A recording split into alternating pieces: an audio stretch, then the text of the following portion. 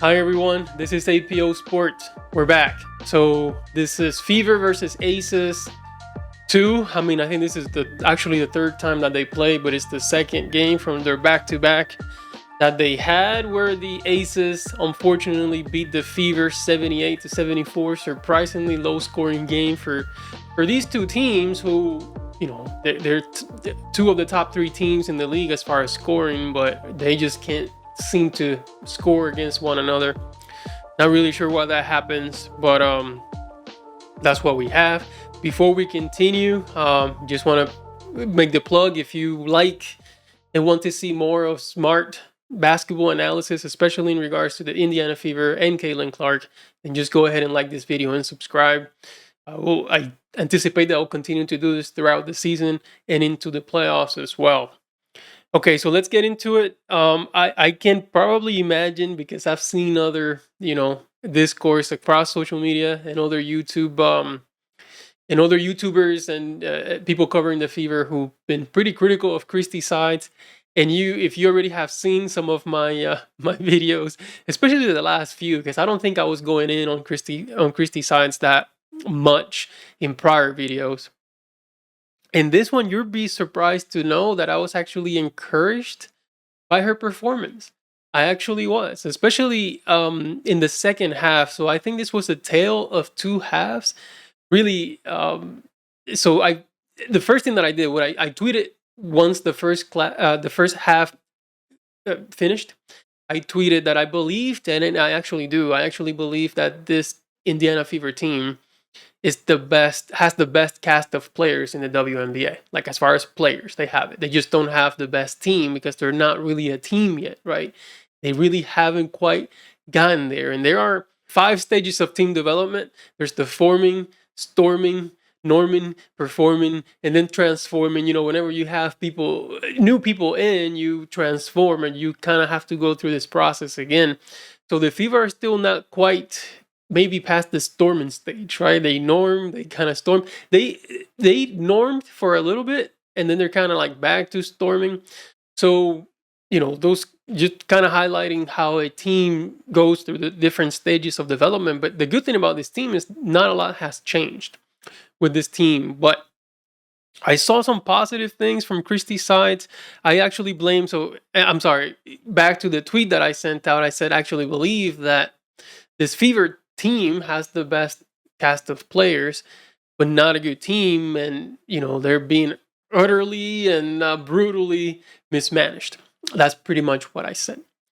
And then the second half happened, and I was a little bit more encouraged. The third quarter was pretty much just saved by Caitlin Clark, right? So I don't know if that was a lot of coaching, but Caitlin Clark just detonated and she went off.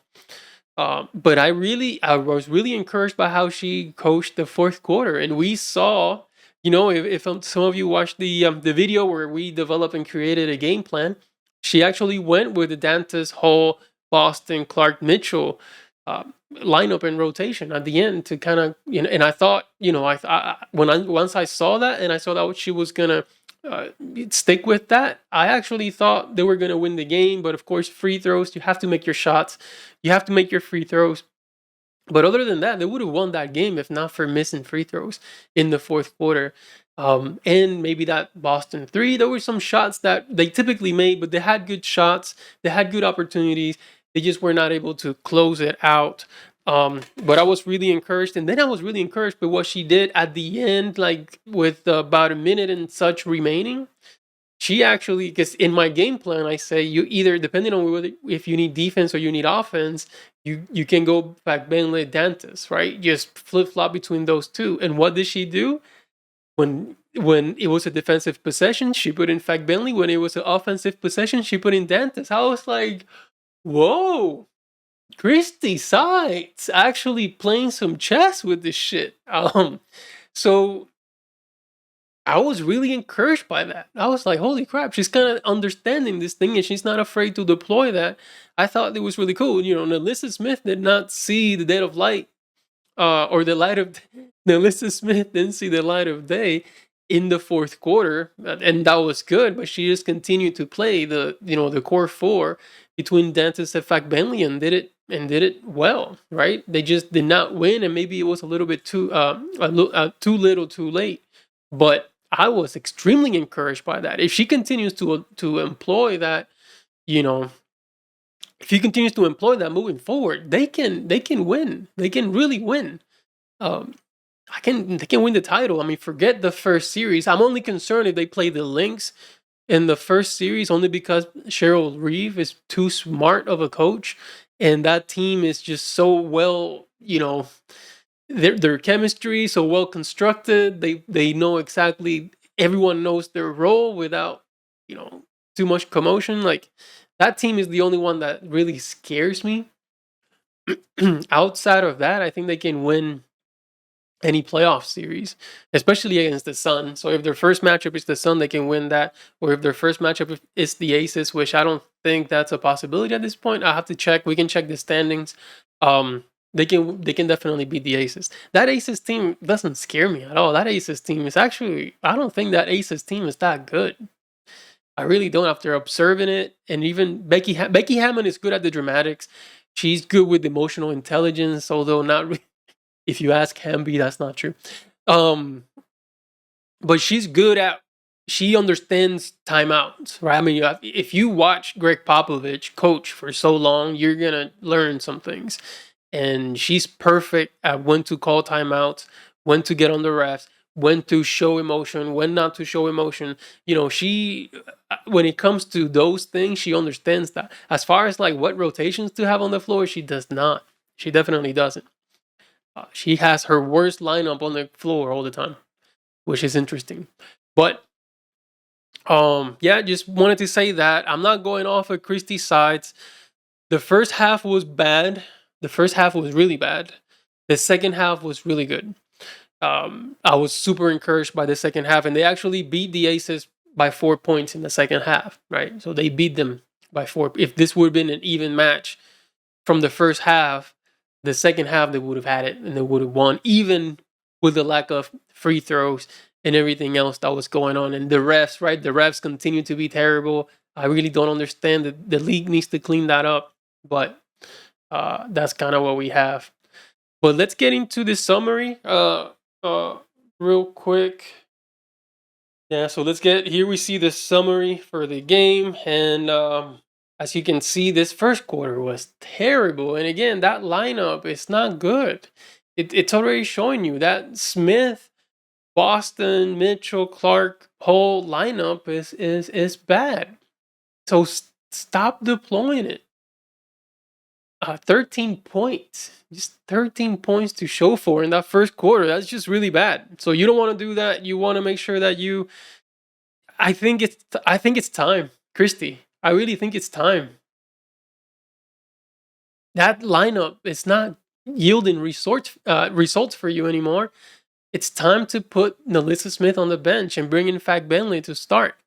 And I mean, with Bentley instead of that, because I think Dantas is a better player in clutch situations.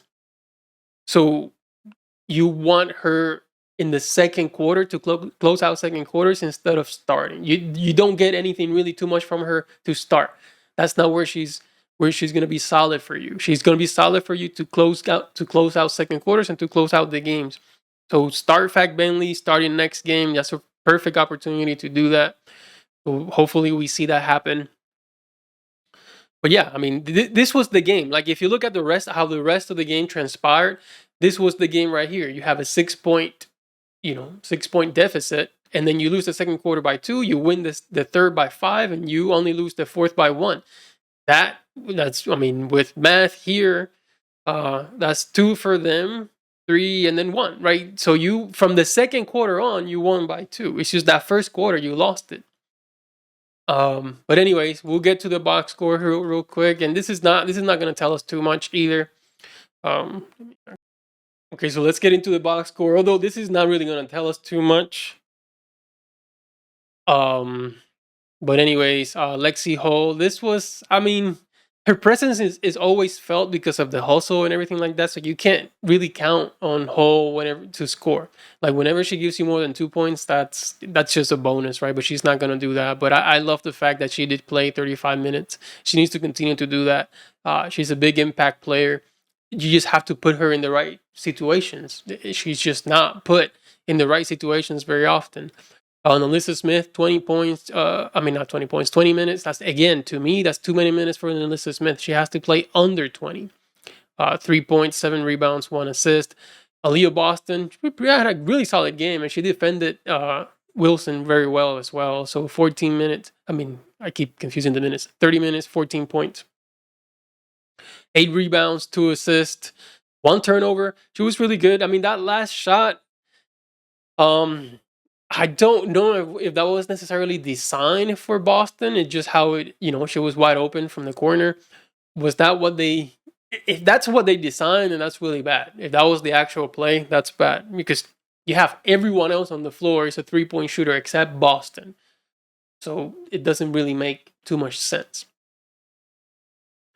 Especially when you had Dantas on the floor, right? Mitchell had a really good game, especially in the first half, and then kind of cooled off a little. But yeah, 20 points, kind of kept the Fever afloat in the first half. And this is a bit deceiving, right? Because it says she's minus 10 for the game when she actually provided a bunch of scoring. Good game for Kaylin Clark as well. Picked it up from starting that half pretty bad, but almost had a triple-double, 18 points, 9 assists, 8 rebounds. And then Dantas, right? So I was glad to see the minutes given to Dantas, 15 minutes. That's about right. I think she actually should be playing. So I would invert these minutes, right? So I have Dantas 20 minutes, Smith 15 minutes. That's pretty much how I would change that. And if you've seen my game plan, if not, I've put it here above so that you can take a look at how I would do the rotations and the lineups. And Fak Bentley, it's okay. She's on defense, but she hurts you offensively. That's all you need to understand with Fak Bentley. Yes, you're going to get more stops, especially if you have other bigs who are athletic on the other team, but your offense is not going to be the best. Okay, so that's pretty much the box score. We can take a look at what happened in the first quarter. In the first quarter, everyone had minus across the board. I mean, this was just really bad. Not much really to see. I mean, Kaylin Clark had the fouls and the technical and everything like that, so it was just kind of off for them for that first quarter. And then that fourth quarter was okay. I mean, that fourth quarter, they just kept it too close, missed too many free throws. Look at this: 0 for 2, out of 2, 1 of 2, 1 of 2.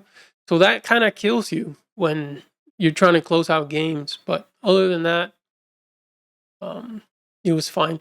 But I do want to show an example. So I want to just head back to the coaching piece of Christie Sides, where she needs to understand when to call timeouts. And I remember just one instance in the first quarter where I was like, this is the perfect time to call timeout. There are 2 things that you need to understand whenever to tell you whether or not a timeout should be called. And that is whether you can tell that your team is just not quite, doesn't have it. There was a miss, they missed something defensively. There's no rhythm offensively. So you try to reset, right? Call timeout to reset. Another one is you have to have some sort of emotional intelligence to understand body language and all these different frustrations that your team may be facing to, again, call timeout, bring them all together to kind of cool off their heads.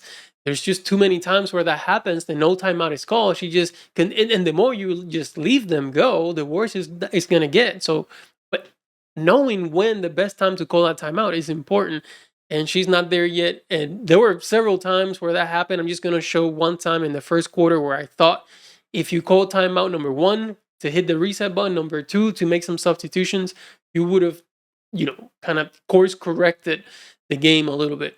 Okay, so check this out.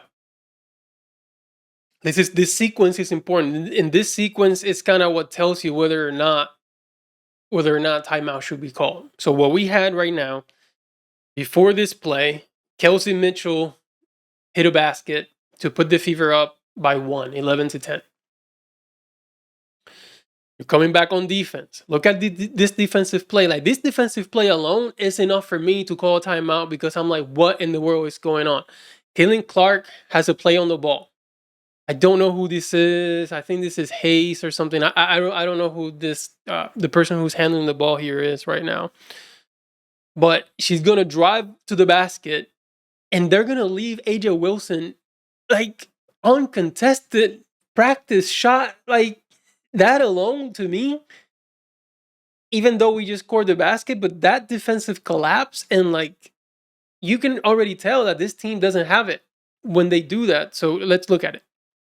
Or more in 10 of those 11 games, leads all of the Eastern Conference in scoring. I would be livid. Like, if this was Becky Hammond and that just happened, she would have lost her shit. I'm not saying call a timeout here, but I'm remembering this shit because this is really bad. Maybe don't. I would, or I would be 60%. I call it 40%. Maybe I don't call it. But check this out as we keep moving forward. And only that woman right there is topped her, Asia Wilson. Yeah, I mean, my goodness. You can't stop it all. All you can do. They're coming into offense. It's okay. I believe what happens in this play is that Caitlin Clark is going to go up for a floater, misses terribly, thinks she gets fouled, and she's kind of slow to come back on defense. Let's look at it. Is make her shoot the most uncomfortable shot every single possession and hope she misses. She wasn't fouled. Like, I love Caitlin Clark, but you were not fouled there. It was just a bad shot. But her demeanor is out, right? You've lost her now for this defensive play. Clark too strong there on the floater. Clark already has the 3 assists. She is just one tie. They're not playing with a sense of urgency right now. The Fever are not on defense. They're kind of lost. Caitlin Clark is not really focused on the defense. She's still thinking about that missed floater. One shy of tying. Right there. I have no idea why the hell Kelsey Plum passed out of that wide open 3, but she did. But she's gonna get a wide open 3 anyways. It's just too many times. And what do you have? Look at this defensive. You have 3, almost 4 players in the paint. What is this? The single season assist mark. That right there is timeout. That's an offense. Like, you've got to call a timeout right here. Like, right now, right here, there's collapses everywhere. You have people not focused in the game. You have 2 defensive misdemeanors in a row. This is it. That this is now. So if the play before I was 60%, I'll call a timeout. 40% I don't. This play right here, 100% I'm calling a timeout. 0% I'm not calling a timeout. Fire away and bury a 3. And even, like, you see Caitlin Clark right here, she's like, I don't know, she's looking at the bench like, call the timeout. Even that body language that Caitlin Clark is giving you, she's looking at the bench like, I don't know, whatever. Timeout. Okay, timeout. Let's talk about it. Like, what the hell? But she's like, no, go. What do you mean go? Las Vegas has taken their largest lead here of the first quarter. She is one shy of tying what Alyssa Thomas did a year ago. Caitlin Clark is. Now, those are total numbers per game assist leader. They're not set. Nothing's going to look at what results in this offensive possession. In league history is Courtney Vandersloot. Oh, feed it inside. Turnover. Call the timeout before this play. And knocked away. Good defense there by Kia Stokes. And actually, you know who's the one who ends up calling this timeout and saves Christie Sides? It's Becky Hammond, who saves the day. Because she saw from her team, they were also having some offensive troubles after this. Kelsey on Kelsey, 2 of the league's top scorers, 2 of college's top scorers. Wilson can't hit there. Anyways, that's just one example of me just trying to explain how I would